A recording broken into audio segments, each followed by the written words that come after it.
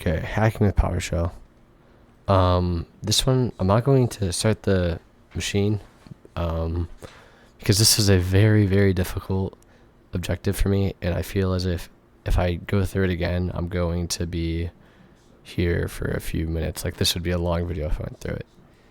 But I do have notes on everything I've completed within this module, so I will be going over that. Personally speaking, this was the hardest module I think I've done so far. Maybe it was just using Linux so much that PowerShell just seemed odd. I know it uses Linux commands for some, but just just going through this website alone with the AI skills and stuff and having to go through it, it's very hard. Probably HackMe did not guide you through this one. They kind of just threw you out of the bird's nest and tried to make you fly. But it was very cool going through it and just seeing what each one does. I will say, like, even if I wasn't using it, it was kind of just cool seeing the verbs and just some of the commands just did.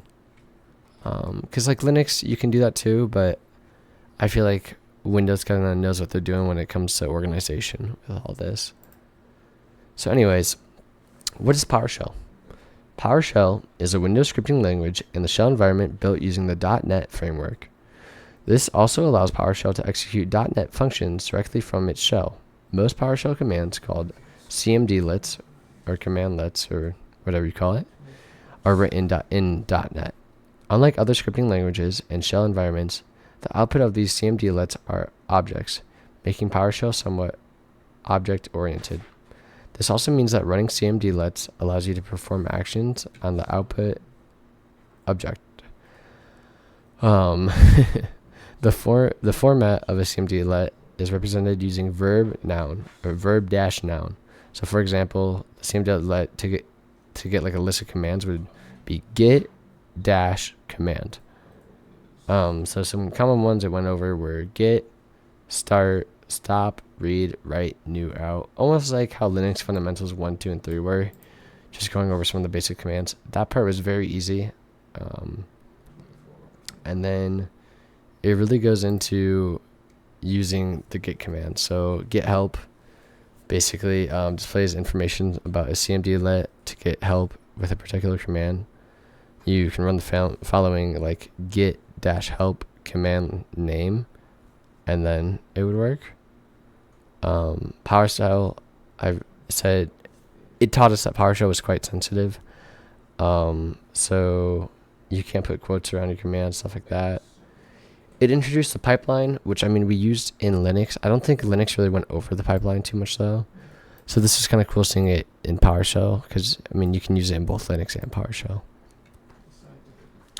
And basically throughout this, some of the gets were finding a directory path, and then you had to read the content. So like for Linux, to read the contents of a file, it's cat. This one, it was get-content, and then my directory path to find it. Basically, and then you can read how many cmdlets are in the system. So like basically it would be get-command command type cmdlet pipeline measure. Your current location, so like your current directory would be get-location. To get IP address info would be get-net IP address. I mean, like I said, this one was very challenging. So like the location was pretty easy to find. The content you'd find. Excuse me. The cmdlets are easy. Decoding was very hard. I remember I was on this one for a while. Enumeration. I can't remember if there's anything hard on this one. The flags were pretty challenging, in my opinion, just finding them. Huge at the bottom ones. This one was pretty fun. I liked using PowerShell ISE. I thought the GUI was a lot better. I still don't like saying GUI, but it was just a lot better in my opinion because you got to see. I think the colors kind of helped. It helped how you could click in between the areas instead of using the arrow keys to get there. It just felt a lot more user oriented than what normal PowerShell is. And then intermediate scripting, I basically had to make a script, I believe, and I wrote it down. Here we go. I believe this is it right here. But yeah, like I said, PowerShell was very difficult. I'm definitely interested in it.